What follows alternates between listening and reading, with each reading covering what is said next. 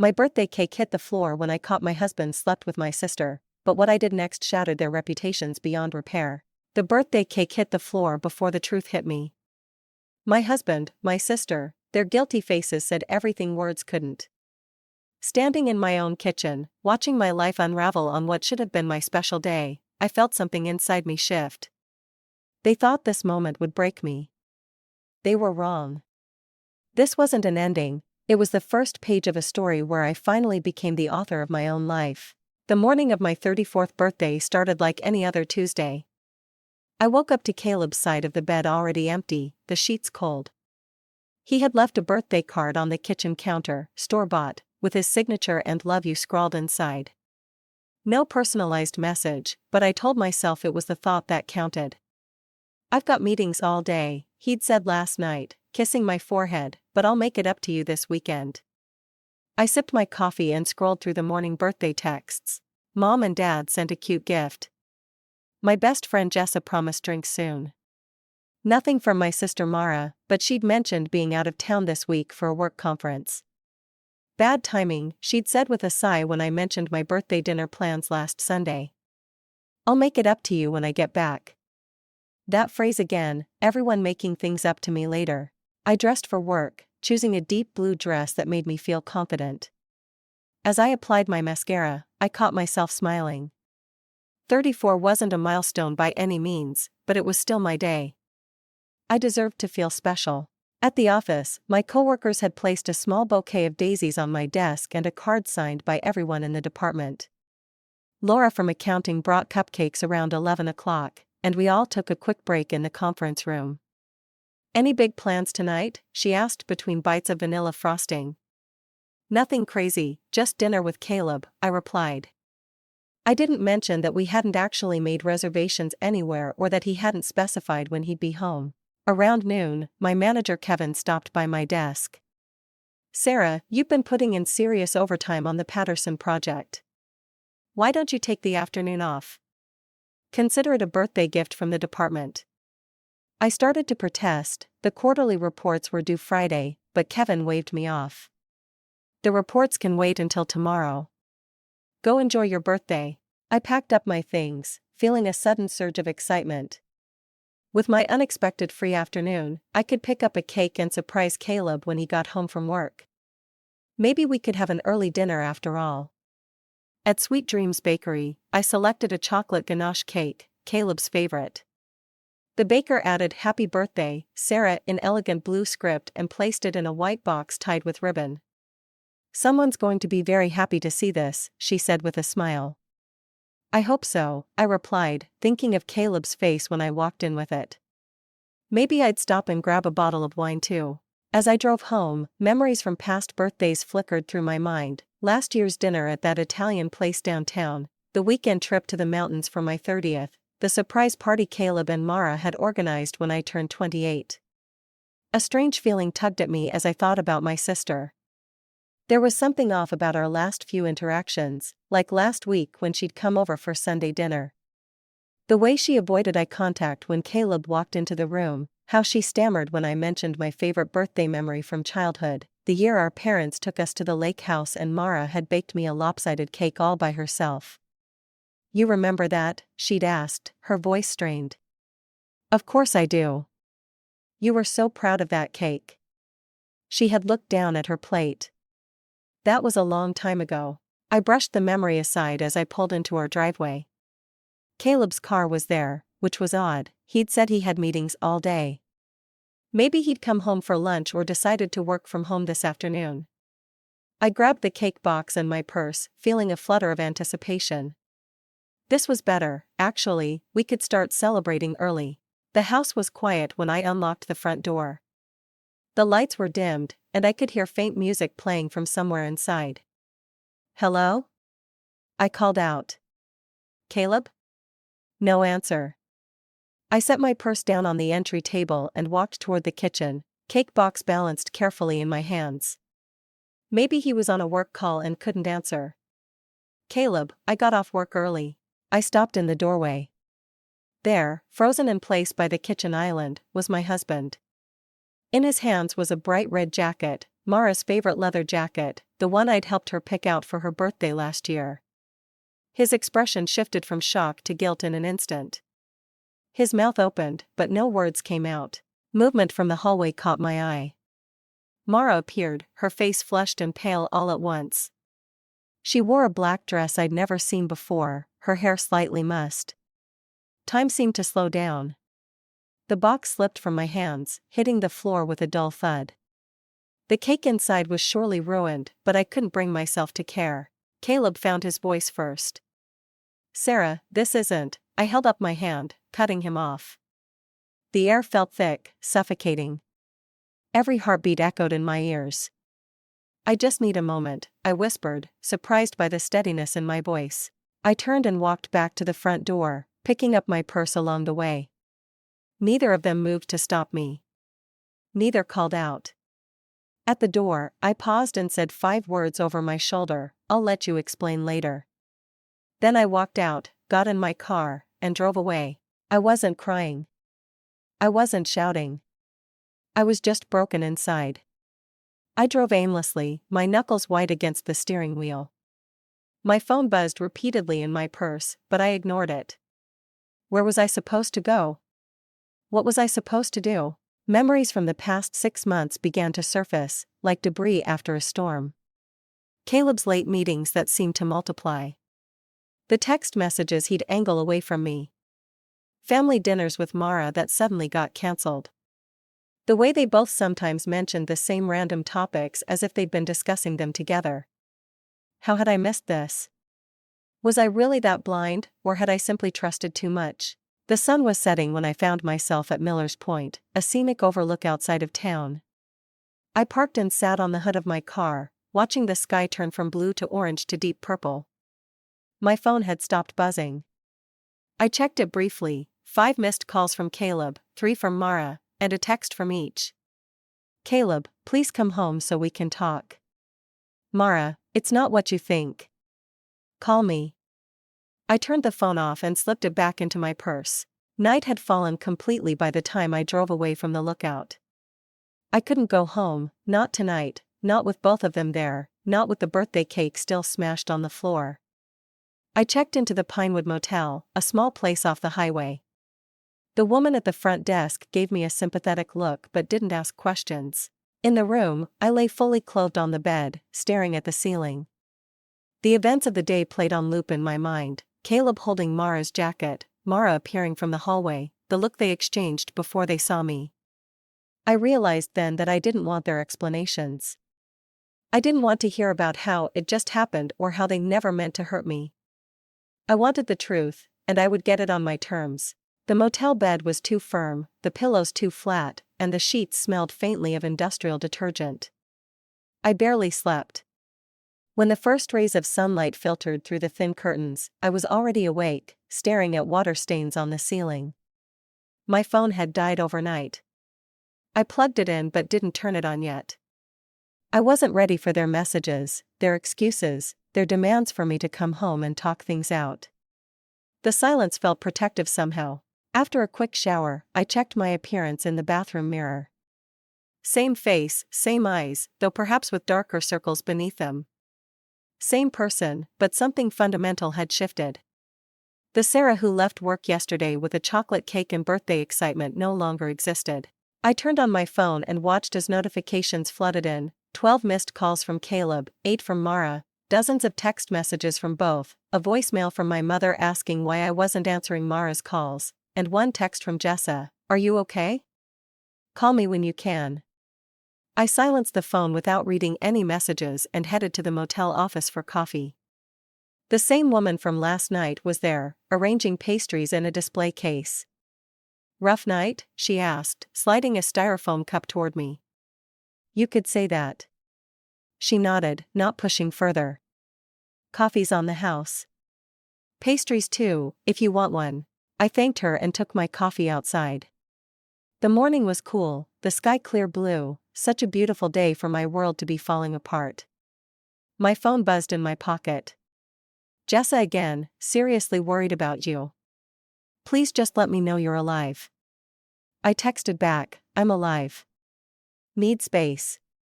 We'll call later. She responded immediately, whatever you need. Here when you're ready. Around noon, I checked out of the motel and drove to a small cafe across town, as far from our neighborhood as I could get. I ordered lunch I couldn't taste and tried to plan my next steps. I couldn't avoid them forever, I couldn't hide in motels and cafes indefinitely, but I couldn't face them yet either. My phone buzzed with another text from Jessa. Coffee at my place? No questions asked. If you don't want to talk about it, I accepted. Jessa's apartment was my safe zone, the one place neither Caleb nor Mara would think to look for me. Jessa had been my friend long before I met Caleb. She'd been our wedding photographer 6 years ago, capturing what I'd thought were genuine moments of love and commitment. When I arrived, Jessa took one look at me and pulled me into a hug. You look like hell, she said, leading me to her couch. Feel like it too. She handed me a mug of coffee and sat beside me. True to her word, she didn't ask questions. We sat in comfortable silence for a while, watching the shadows lengthen across her living room floor. Caleb called me, she said finally. Asked if I'd heard from you. My hands tightened around the mug. What did you tell him? That I hadn't, which was true at the time. She hesitated. He seemed really anxious. Has been for weeks, actually. I looked up at that. Weeks? Jessa shifted uncomfortably. Yeah, I noticed it at Lisa's baby shower last month. He kept checking his phone, seemed distracted. Was Mara there? She left early, said she wasn't feeling well. Jessa took a deep breath. Sarah, there's something else. I didn't think much of it at the time, but I saw them together about 3 weeks ago at that little boutique on Main Street. They were in the parking lot talking. They looked close. My stomach clenched. Close how? Like they were having an intense conversation. He touched her arm at one point. When they saw me, they jumped apart like teenagers caught smoking behind the school. I set my mug down with shaking hands. Why didn't you tell me? I didn't know what to tell you, that your husband and sister were talking in a parking lot? It seemed innocent enough at the time. She reached for my hand. I'm sorry, Sarah. If I thought for 1 second, it's not your fault, I said quietly. I missed the signs too. After leaving Jess's, I drove around until I was sure Caleb would be at work. Then I went home. The house was spotless, no sign of the dropped cake, no evidence of whatever had happened yesterday. I walked through each room slowly, seeing everything with new eyes, the photos of Caleb and me on the mantel, the throw pillows Mara had given us last Christmas, the dining room table where we'd all shared countless family meals. In the guest room, I found the first piece of evidence, a small bottle of perfume tucked behind books on the nightstand, Mara's signature scent. She hadn't stayed overnight in months. Why was it here? In Caleb's office, I found an old journal of mine buried under some papers. I hadn't seen it in years. Pages had been ripped out. I remembered now, Mara had borrowed it once, claiming she needed writing inspiration for a creative writing class she was taking.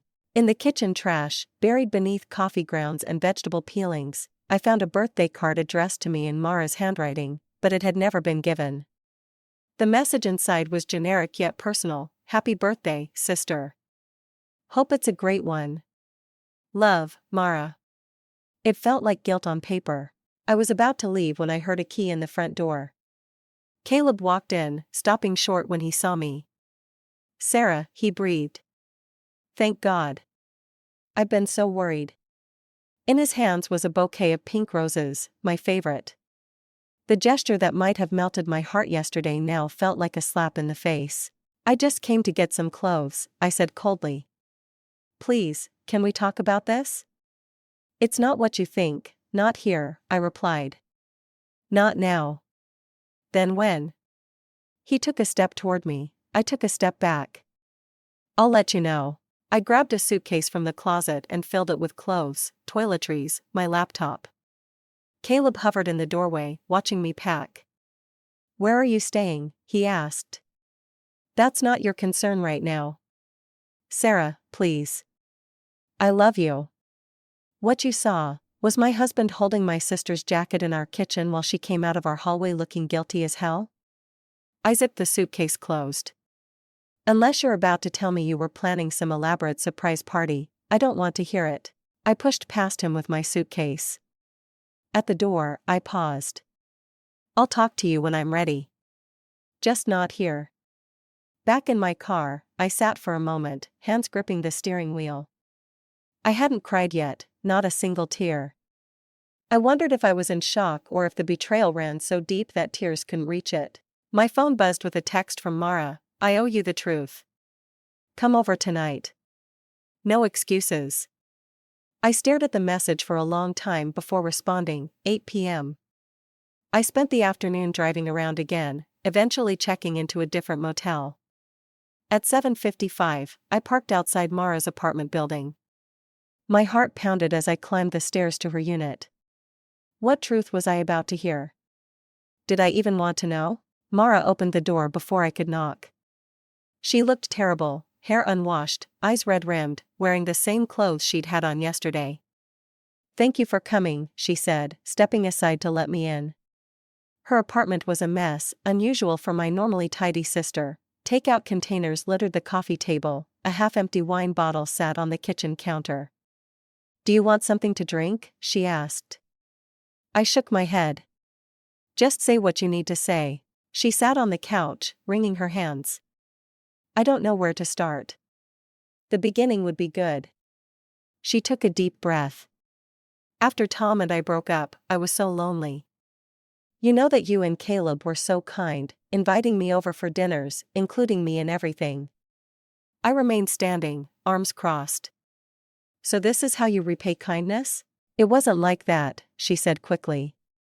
Caleb was just being nice at first. He'd call to check on me, sometimes stop by with groceries or just to talk. When did it change? She looked down at her hands. That family barbecue at Mom and Dad's back in May. You were busy helping Mom in the kitchen. Caleb and I were talking on the patio. He told me things had been distant between you two, that you were always working late or too tired. My jaw clenched. So you saw an opening? No, it wasn't like that. We were just talking and then. She trailed off. And then what, Mara? And then we started texting more, and the texts became different. And then one day he stopped by when you were at that conference in Chicago. I held up my hand. No, I don't need those details. She stood up, moving toward me. Sarah, you have to understand. I was so lonely and you've always had everything, the perfect husband, the perfect job, the perfect life.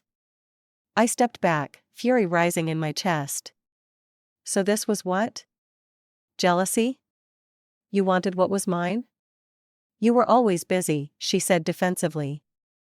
Always too caught up in your work to appreciate what you had. I just wanted someone to see me for once, not you. And there it was, the ugly truth beneath the excuses. Not an affair born of passion or love, but of envy and resentment. How long?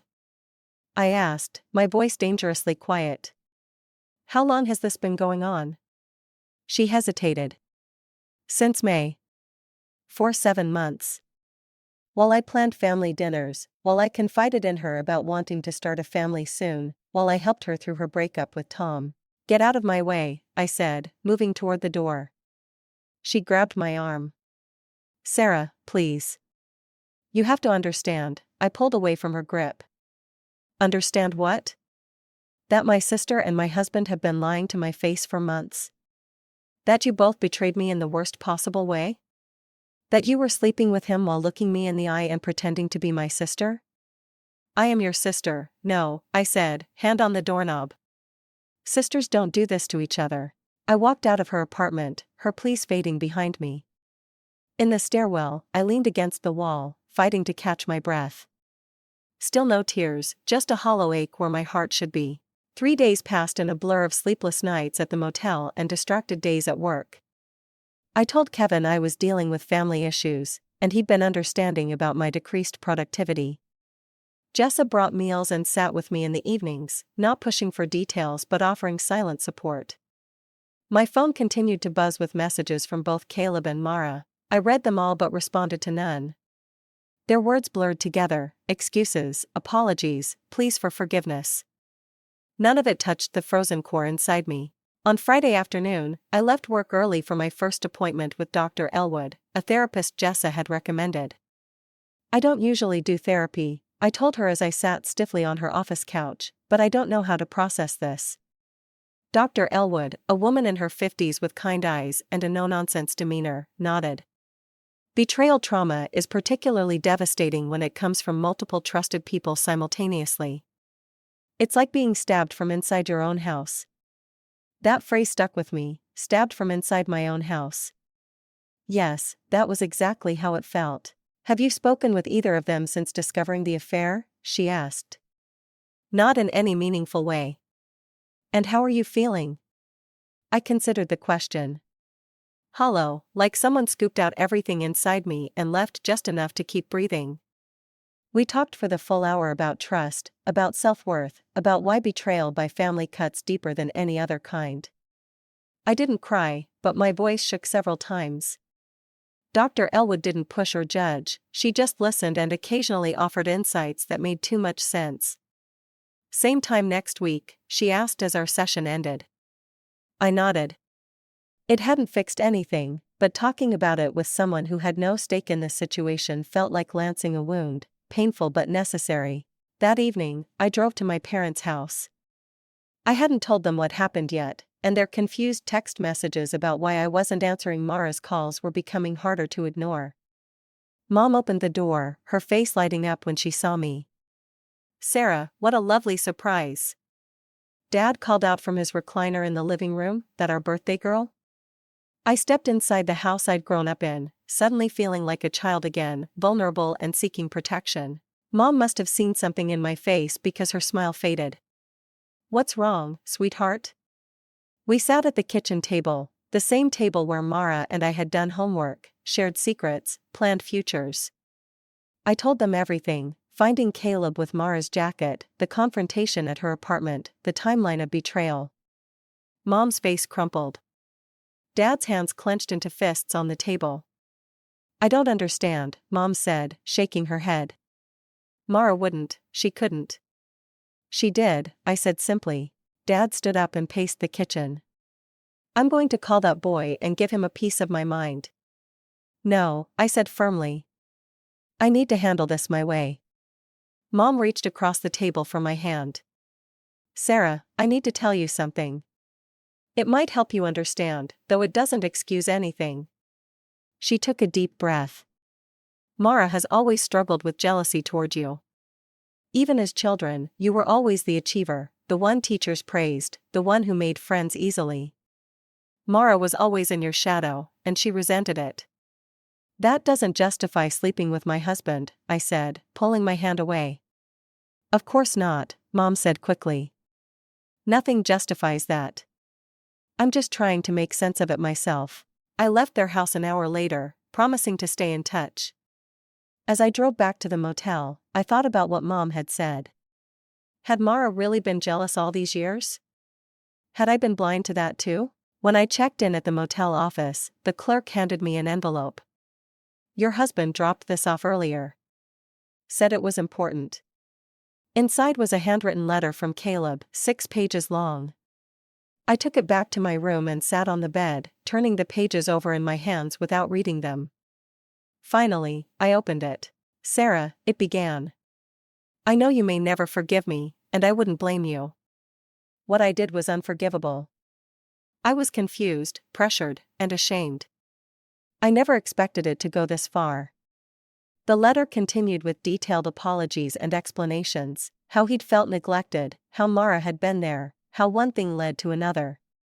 He claimed to have ended things with her several times, only to be drawn back in.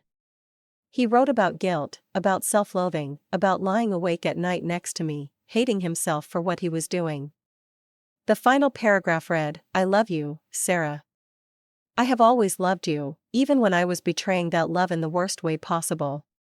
I will spend the rest of my life trying to earn back your trust if you'll give me that chance. But if you can't, I understand. Either way, I am deeply, profoundly sorry for the pain I've caused you. I folded the letter and placed it back in the envelope. Then I reached into my suitcase and pulled out our wedding album, something I'd grabbed from the house almost as an afterthought. I opened it to the page with our handwritten vows. Caleb's neat script promised fidelity, honesty, partnership. I traced the words with my finger, remembering how sincere he'd sounded that day, how his voice had cracked when he promised to cherish me always. I laughed bitterly, the sound harsh in the quiet room. Then I closed the book hard and put it away. The next morning, my phone buzzed with a text from Caleb. "Can we meet for dinner tonight? Just to talk. Public place, your choice." I hesitated, then replied, "Landmark Grill, 7 p.m. The Landmark was busy enough that we wouldn't cause a scene but quiet enough for conversation. I arrived early and requested a corner booth, ordering water while I waited. Caleb appeared at exactly 7, looking haggard. He'd lost weight in the weeks since I'd left, there were dark circles under his eyes, and his usually neat hair was disheveled. "Thank you for meeting me," he said, sliding into the booth across from me. I nodded but said nothing. The waitress came for orders. I asked for a salad I knew I wouldn't eat. Caleb ordered coffee. "I got your letter," I said after she left. "Did it help at all?" "It explained some things." "It didn't fix anything." He nodded, his eyes fixed on the table between us. "I don't expect you to forgive me, Sarah." "Good, because I don't know if I can." We sat in silence for a long moment, no raised voices, no dramatic scene, just quiet, truthful pain filling the space between us. "Why her?" I finally asked. "Of all people, why my sister?" He looked up, his eyes wet. "I don't have a good answer for that. It wasn't planned. It just happened. She was there. She was lonely. She was available." "Available?" I repeated, like a parking space. "That's not what I meant." "Do you love her?" He flinched. "No, it wasn't about love." "What was it about then?" "Sex? Ego? Boredom?" "I don't know," he admitted. "Weakness, maybe. Selfishness, definitely." Our food arrived. Neither of us touched it. "What happens now?" he asked. I looked at him, really looked at him for the first time since sitting down, the man I'd loved, the man I'd trusted, the man who'd shattered everything we'd built together. "I don't know," I said honestly. "Part of me wants to walk away and never look back. Part of me remembers 6 years of marriage and wonders if there's anything worth saving." "There is," he said quickly. "I know I don't deserve another chance, but if you gave me one, I'm not the same woman anymore," I interrupted. "You broke something you can't just glue back. Even if I wanted to forgive you, I don't know if I can be who I was before." He nodded slowly. "I understand." We sat in silence again, the weight of all that had been lost pressing down around us. Other diners laughed and talked, living normal lives untouched by betrayal. "I need time," I said finally. "I can't make any decisions right now." "Take all the time you need," he replied. "I'll be here however long it takes." I left the restaurant alone, the night air cool against my face. For the first time since finding Caleb with Mara's jacket, I felt something shift inside me, not forgiveness, not healing, but perhaps the first hint that both might be possible someday. Not today, maybe not for a long time, but someday. And for now, that was enough. 3 weeks after that dinner at the Landmark, I finally returned home. The motel had served its purpose, but I couldn't hide forever. Plus, the bills were adding up, a practical concern that felt oddly grounding amid the emotional chaos. Caleb had been staying with his friend Mike. He texted to let me know when he'd cleared out his essential belongings, giving me space to return without confrontation. I'd appreciated that small courtesy. The house felt different now, emptier, despite most of Caleb's things still being there. I walked through each room slowly, reacquainting myself with my own space. In our bedroom, my bedroom now, I changed the sheets and rearranged the furniture. Small acts of reclamation. That evening, I called Caleb. "I'm ready to talk," I said when he answered. "Really talk?" Thank you, he said, his relief palpable even through the phone. When and where? Tomorrow night, here at the house. Are you sure? Yes, this conversation needs to happen where the damage was done. The next evening, I prepared myself carefully, not dressing up. This wasn't a date, but making sure I felt strong, hair pulled back, minimal makeup, comfortable clothes. Dr. Elwood had coached me on setting boundaries, on owning my power in this conversation. Caleb arrived exactly on time, looking nervous. He brought nothing with him, no flowers, no gifts, no grand gestures. Another point in his favor. We sat at the kitchen table, 2 mugs of coffee between us like a neutral buffer zone. Before you say anything, I began, I need you to know that I've thought about this carefully. I'm not making decisions based on emotions or impulse. He nodded, waiting. If you want this to work, if there's any chance of us moving forward, I have conditions. I took a deep breath. First, complete honesty from this point forward, no more secrets, no more lies. Second, absolutely no contact with Mara, none. Third, couples therapy, and lots of it. He looked up, hope flickering in his eyes. You're considering giving us another chance. I'm considering giving you space to show me who you really are now, I said, wrapping my hands around my mug, drawing strength from its warmth. But I'm not promising forgiveness, only the opportunity for you to earn it, and it may never come. You need to understand that. He seemed stunned by my controlled demeanor, my lack of either tears or rage. He'd expected something different, more emotion, more vulnerability. Instead, he found himself facing a woman who had spent weeks rebuilding her inner fortitude. I understand, he said finally. And I accept all your conditions. Whatever it takes, however long it takes. We talked for 3 hours that night. He answered every question I asked, no matter how painful. When it was over, he left without argument when I said I needed to be alone. The next morning, I woke to a barrage of angry texts from Mara. So you're just going to let him play us both? After everything he did? He told me you two talked. Are you seriously thinking of taking him back? Call me. We need to talk about this. I didn't respond. Instead, I blocked her number. A small action that felt enormously liberating. Later that day, my mother called. Sarah, have you spoken to your sister recently? No, Mom. And I don't plan to. She sighed heavily. She's very upset. Says you blocked her number. I have. Sweetheart, I know what she did was terrible, but she's still your sister. Family is forever. I gripped the phone tighter. Mom, I need you to understand something. What Mara did wasn't just a mistake or a bad decision. She betrayed me in the most fundamental way possible, and she did it for months. She's not entitled to my forgiveness just because we share DNA. There was a long pause before my mother spoke again. Your father and I would like to have you both over for dinner to start healing this rift. No, Mom.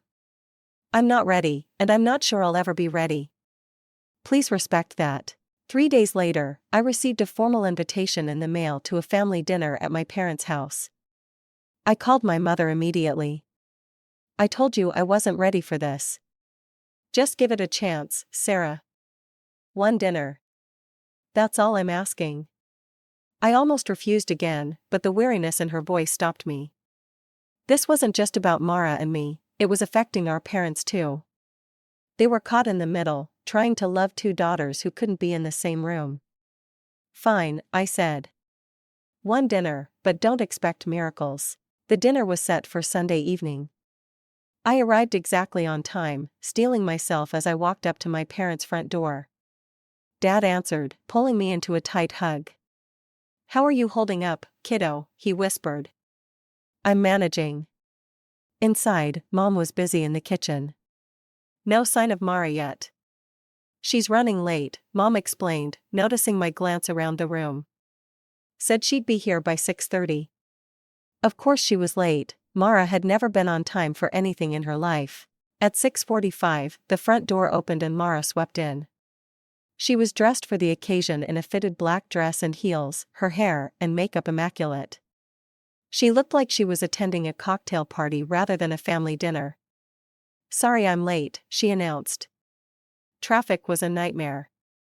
She hugged our parents and then turned to me with a tight smile. "Sarah, you look well." I nodded but said nothing. Dinner was excruciating. Mom filled every silence with nervous chatter about neighbors and church functions. Dad focused intently on his food.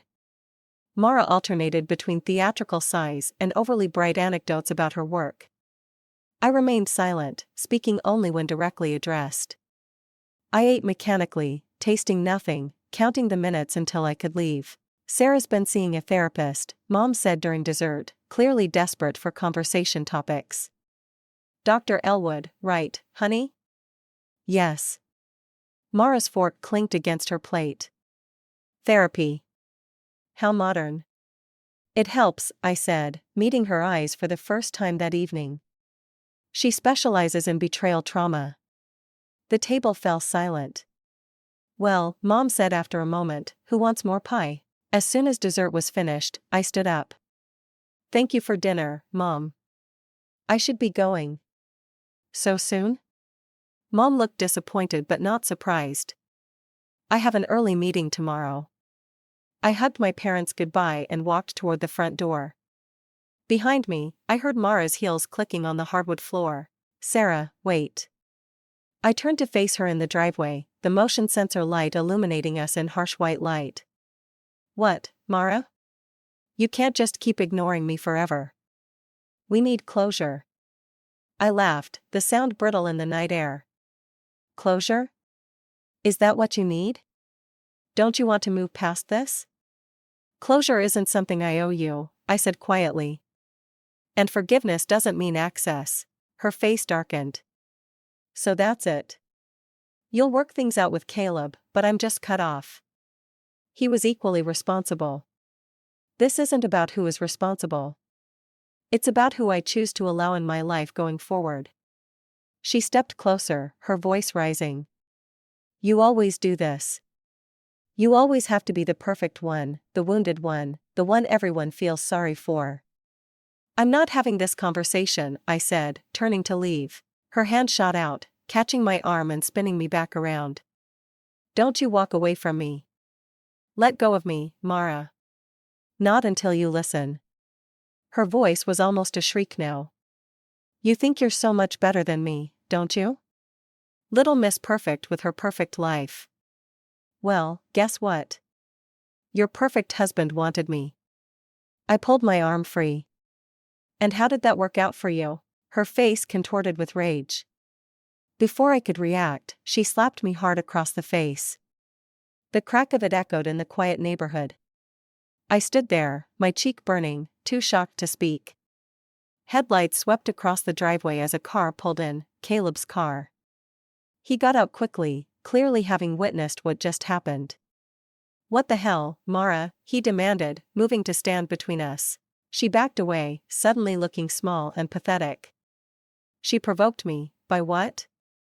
Standing there? He turned to me. "Are you okay?" I nodded, one hand still pressed to my cheek. Mara's eyes darted between us. "So it's true. You two are back together after everything." "We're working on it," Caleb said firmly. "Which is none of your business anymore." "You son of a..." "Go inside, Mara," I cut her off. "Before you make this worse." She stood there a moment longer, trembling with rage, before turning and stalking back to the house. The door slammed behind her. Caleb turned to me. "I'm sorry. Your mom called and said you might need a ride home." I didn't expect that. Neither did I. I touched my cheek again, wincing slightly. "Can you drive me home?" "I don't think I should be behind the wheel right now." In the car, Caleb kept glancing at me. "Do you want to talk about what happened?" "Not really." "Should we get some ice for your cheek?" "It's fine." We drove in silence for a while. Finally, I spoke. "I think I need to talk to a lawyer." He looked alarmed. "About us?" "No. About a restraining order against Mara." The next morning, I made an appointment with a lawyer. Nathan Wright was middle-aged and matter-of-fact, listening carefully as I explained the situation. Family cases are always complicated, he said when I finished, especially when there's a history of emotional instability. Can I get a restraining order? Based on one incident, it would be difficult, but we can certainly start documenting aggressive or manipulative contact. He slid a notepad across his desk. I want you to record every interaction, texts, calls, emails, in-person encounters, date, time, what was said or done. If there's a pattern of harassment, we have a much stronger case. And in the meantime? In the meantime, continue with no contact. Block her on all platforms. If she shows up at your home or workplace, do not engage. Call the police immediately. I nodded, feeling both relieved and exhausted. Thank you. Family or not, he added gently, you have the right to peace. That evening, Caleb and I had our first session with Dr. Elwood. She welcomed him with the same professional warmth she'd shown me, but I noticed a certain coolness in her eyes. She was on my side, and she wasn't hiding it. I want to be clear about something before we begin, she said, looking directly at Caleb. This isn't about fixing your marriage. It's about discovering if it can be fixed. Those are two very different goals. He nodded, hands clasped tightly in his lap. Sarah has been doing important individual work. Now we need to see if you're willing to do the same, to look honestly at yourself and your choices without deflection or excuses. I am, he said quietly. The session was brutal. Dr. Elwood asked pointed questions that left nowhere to hide. Caleb cried twice, once when describing his own father's infidelities, and again when articulating the full extent of his betrayal. I remained dry-eyed throughout, a fact that seemed to surprise him. As we were leaving, I asked the question that had been haunting me. Would you have told me the truth if I hadn't walked in that day? If I hadn't seen it with my own eyes? He hesitated, his hand on the car door. Then, looking down, he admitted, probably not. The honesty hurt more than a lie would have, but it was a truth I needed to hear. That night, alone in my bedroom, I pulled out an old journal, not the one Mara had borrowed, but a new one. Blank pages waiting for new thoughts. I began to write, not about Caleb or Mara, but about me, about who I had been before all this, about my passions and dreams that had nothing to do with being a wife or a sister. The next day, I went to a home goods store and bought new bedding, new curtains, new throw pillows. I rearranged the furniture. I took down the framed wedding photo from the dresser and put it in a drawer, not destroying it, just removing it from daily view. I'm not erasing the past, I whispered to the empty room. I'm just no longer worshipping it. Weeks passed. Caleb and I continued therapy. He remained at Mike's but came over for dinner twice a week. We talked, really talked, about everything from childhood traumas to future hopes. I began to see him not as the husband who betrayed me, but as a deeply flawed man trying desperately to be better. One Saturday morning, I went for a long walk alone. The air was crisp, leaves crunching beneath my feet. As I rounded the corner near the park, I caught myself smiling at nothing in particular, not because of Caleb, not because of some happy memory, just because of a moment of peace in the midst of pain. And I realized healing was happening, not completely, not perfectly, but it was there, a small green shoot pushing through frozen ground. I think we need more time apart, I told Caleb during our fourth therapy session. Real time, not just living separately while working on getting back together. He looked stricken. What do you mean?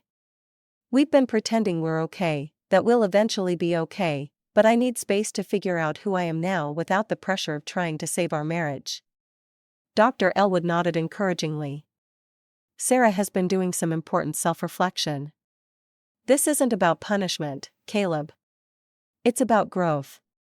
How long? He asked, his voice tight. I don't know. That's the point. I need time without a deadline. That evening, he came over to pack more of his things. We'd agreed he would move from Mike's couch to a small guest apartment across town. It feels like I'm losing you, he said as he filled a duffel bag with books and winter clothes. You already lost me, I replied, not unkindly. Now we're both trying to find out who we are after everything that happened. Surprisingly, once he was gone, I didn't feel lonely. The house wasn't empty, it was peaceful. I could stay up late reading without worrying about disturbing anyone. I could play music while I cooked. I could sprawl across the entire bed. At Dr. Elwood's suggestion, I joined a support group for betrayal trauma. The first meeting was intimidating, a circle of strangers in a church basement sharing their most painful experiences. But as I listened to their stories, I felt a strange comfort. I wasn't alone. Others had walked this path before me. Dana, a woman in her 50s, spoke about forgiving her sister and her husband but never going back to either. People assume forgiveness means reunion, she said, her voice steady. It doesn't. Sometimes the most loving thing you can do for yourself, and for them, is to forgive from a distance. Did you ever feel guilty? Asked a younger woman across the circle. For not trying to save your marriage? Dana smiled gently. For a while, but then I realized something important. Peace doesn't always come from reunion. Sometimes it comes from release. Her words stayed with me for days, echoing in quiet moments. Peace doesn't always come from reunion. Sometimes it comes from release. 2 months after moving back home, I found myself in the spare bedroom, staring at boxes I never unpacked after our last move. One contained my old painting supplies, brushes, canvases, acrylics, and oils. I hadn't touched them in 5 years, not since I'd taken that promotion that consumed all my free time. I set up an easel by the window and squeezed paint onto a palette, red, black, white, gray. I had no plan, no vision. I just needed to create something, anything. The result was chaotic, swirls of crimson and ash gray colliding on canvas. It wasn't beautiful, but it was honest. I titled it The Birthday and hung it in the hallway. A week later, I came home to find a small package on the porch. Inside was a book, collected poems of Mary Oliver, my favorite poet. The note inside, in Caleb's handwriting, read simply, I never deserved your softness, but I want to learn how not to break it again. I kept the note but didn't respond. The gesture touched me, but I wasn't ready for the complications of gratitude. The next day, I received an unexpected call from Amanda, a college friend who now ran a local arts center. Sarah, I'm so glad I caught you. Listen, our administrative assistant just quit, and we're in a bind. It's just part-time, weekends mostly, but I immediately thought of you. Any chance you'd be interested? Me? But I work in corporate marketing. Yes, but you also have an art background, and you're the most organized person I know. It's yours if you want it. I hesitated only briefly. Actually, that sounds perfect. The job was exactly what I needed, a creative environment, new people, work that had nothing to do with my regular career or my complicated personal life. Just mine. Our therapy sessions continued, though less frequently. Caleb had begun seeing Dr. Elwood individually as well. In one particularly intense joint session, he opened up about his father's serial infidelities and how they had shaped his understanding of marriage. My dad cheated on my mom for 20 years, he said, his voice low. And she always took him back. Always. I grew up thinking that's just what men did and what women accepted. That explains some things, I said, but it doesn't excuse them. I know. He looked up, his eyes clear. That's what I'm learning. Explanation isn't permission. I felt a complicated mix of emotions, pity for the boy who had grown up in that environment, anger at the man who had repeated the pattern, hope for the person trying to break it. A few days later, a thick envelope arrived in the mail, Mara's handwriting on the outside. I almost threw it away unopened, but curiosity won out. Inside was a 12-page letter handwritten on yellow legal paper. It began with Dearest Sarah and launched immediately into a detailed account of her childhood jealousies, her feelings of inadequacy beside my achievements, her desperate need for attention and validation. She wrote about therapy she'd started, about diagnoses of anxiety and depression, about medication and coping mechanisms. She described how her relationship with Caleb had begun in a moment of weakness and spiraled into an addiction to the forbidden thrill of it. The letter ended with pleas for forgiveness, for reconciliation, for another chance at sisterhood. I read it twice, carefully. Then I tore it in half, then quarters, then smaller pieces until it was confetti in my hands. I wasn't her therapist. I wasn't responsible for her healing, and I wasn't ready to be her sister again. 2 weeks later, Caleb and I attended a wedding together, our friends Taylor and Brian. It was our first public appearance as a couple since everything had happened. I wore a new dress, one Caleb had never seen before. He wore a suit I didn't recognize either, new versions of ourselves, testing the waters. Some people whispered when we walked in. Some avoided eye contact. Others were overly enthusiastic, trying too hard to act normal. We weathered it all with quiet dignity, neither confirming nor denying the rumors that had inevitably circulated. During the reception, Taylor's cousin approached me at the bar. "So you guys worked it out, huh? After what he did?" I smiled politely. "We're taking things one day at a time." "I couldn't do it," she said, shaking her head. "If my husband cheated with my sister, both of them would be dead to me." "Everyone's journey is different," I replied, walking away before she could say more. Later, Caleb found me on the terrace watching the sunset. "You okay? I saw Jessica cornering you earlier." "I'm just tired of being a cautionary tale." He nodded. "We can leave if you want." "No, I'm not hiding anymore." Back home that night, I lit a candle and placed it on the kitchen island, the exact spot where I had found Caleb holding Mara's jacket all those months ago. I sat down across from him, the small flame dancing between us. "Is there still a chance for us?" he asked quietly. The question hung in the air, weighted with months of pain and healing, therapy and reflection. "There's a path," I said finally, "but it won't be the one we left behind. We can't go back to who we were. Too much has changed." "I know." He reached across the table, palm up, an invitation, not a demand. "I'm not the same either." "Maybe that's not a bad thing." I placed my hand in his, feeling the familiar calluses on his fingers, the steady warmth of his skin. "Maybe not. What have you learned from this process?" Dr. Elwood asked in what would be our final joint therapy session. Caleb answered first. "I've learned that betrayal doesn't end when the affair does. It echoes. Every decision I make now lives in the shadow of the pain I caused." She nodded, then turned to me. "Sarah?" I took a deep breath. "I've learned that I'm still whole, even after being split in two. That healing isn't about going back to who you were, but about discovering who you can become." Dr. Elwood smiled. "That's profound work, both of you. Where do you go from here?" Caleb and I exchanged glances. 3 months had passed since my birthday, 3 months of therapy, of separation, of slow rebuilding. He had moved back into the house 2 weeks ago, taking the spare room while we navigated this new version of us. "I'd like to renew our vows," Caleb said. "Not a big ceremony, just something small, a new beginning." Dr. Elwood looked at me. "How do you feel about that, Sarah?" "I'm not ready to say yes," I admitted, "but I'm willing to consider it." Later that week, I was organizing some files at the Arts Center when a familiar figure appeared in the doorway, Mara. My heart rate immediately spiked. I hadn't seen her since the night she'd slapped me in our parents' driveway. "What are you doing here?" I asked, glancing around for Amanda or anyone else who might intervene. "I need to talk to you," Mara said. She looked different, thinner, her clothes hanging loosely on her frame. Her usually perfect hair was pulled back in a simple ponytail, her face bare of makeup. "I have nothing to say to you." "Then just listen." She stepped into the office, closing the door behind her. "Please."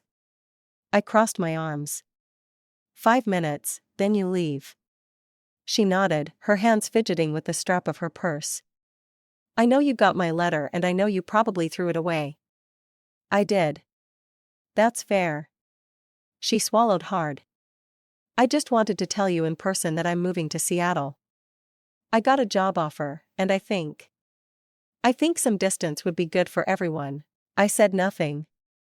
"I lost everything too," she continued, her voice cracking.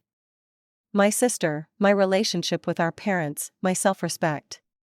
You didn't lose me, I replied coldly. You threw me away. There's a difference. She flinched but nodded. You're right. And I don't expect forgiveness.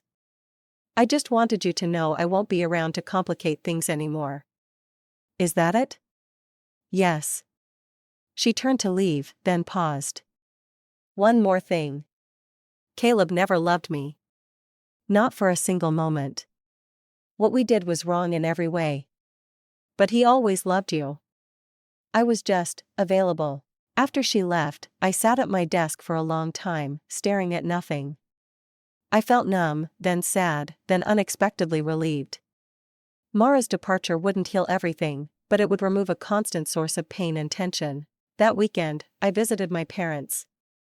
We sat in the living room, the absence of Mara like a ghost among us. She told you she's moving? Mom asked. I nodded. To Seattle. She came by yesterday to say goodbye, Dad said. Broke your mother's heart. Mom dabbed at her eyes with a tissue. I just don't understand how we got here. My two little girls who used to be so close. I reached for her hand. Mom, I need you to understand something. I'm cutting Mara off. Maybe not forever, but for now. I need that boundary to heal, and I need you to respect it. She looked at me for a long moment, then nodded slowly. I don't like it, but I understand. You deserve peace, Dad added quietly. Both of you do. Back home, I found myself in the guest room that had become my makeshift studio. Over the past months, I'd filled it with canvases, art supplies, books on technique and color theory. It was my space, my sanctuary. I moved the last of Caleb's things out and officially claimed it as my art studio. I hung my growing collection of paintings on the walls, a series I titled Things I Survived, a cracked candle, a split cake, a red jacket hanging alone. My next birthday arrived with much less fanfare than the last. I took a personal day from work and drove to a small cabin by the lake, 2 hours from the city. I'd rented it for the weekend, a gift to myself. I baked a simple cake from a box mix, topped it with store-bought frosting and a single candle. As the sun set over the water, I sat on the deck with a glass of wine and watched the light fade from the sky. Inside, I wrote a letter to myself, a tradition I'd started in therapy. It ended with, "You are no longer theirs to break. You are your own to rebuild." The next morning, Caleb texted, "Can I come up just to talk? I can get a separate cabin if you want." I hesitated, then replied, "There's only one cabin, but yes, you can come around noon." He arrived exactly at 12, a small duffel bag in one hand, a gift bag in the other. "Happy belated birthday," he said, holding out the gift. Inside was a beautiful leather-bound sketchbook and a set of professional drawing pencils. "I noticed you've been getting back into art," he explained. "Thought you might like these." "Thank you." I set them aside. "Would you like some coffee?" We sat on the deck, mugs in hand, looking out at the lake. The air was cool but not cold, the water perfectly still, reflecting the clouds above. "I've been thinking a lot about us," I said finally, "about what happened, about who we are now." He nodded but didn't interrupt. "I believe you're trying," I continued. "I see the change in you, the work you've done. But I don't love the man I once did because he doesn't exist anymore, and I'm not the woman you married either. I've grown, and maybe that's the point." "What are you saying?" I reached into my bag and pulled out a sealed envelope. "This is for you." He took it, his hands trembling slightly. Inside were divorce papers, I had signed them. His face fell as he looked through them. "So that's your decision?" "No," I said quietly. "That's the point. It's not a decision yet. It's a choice I'm giving both of us." I took a deep breath. "If you love me the way you say, you'll let me choose freely. And maybe someday I'll rewrite the story with you, but not today." He looked up from the papers, his eyes wet but clear. "I understand." "Do you?" "I think so. This isn't an ending or a beginning. It's space. Room to decide without pressure." I nodded. Exactly. We sat in silence for a long time, the envelope between us on the table. Finally, he stood up. "Thank you," he said softly. "For what?"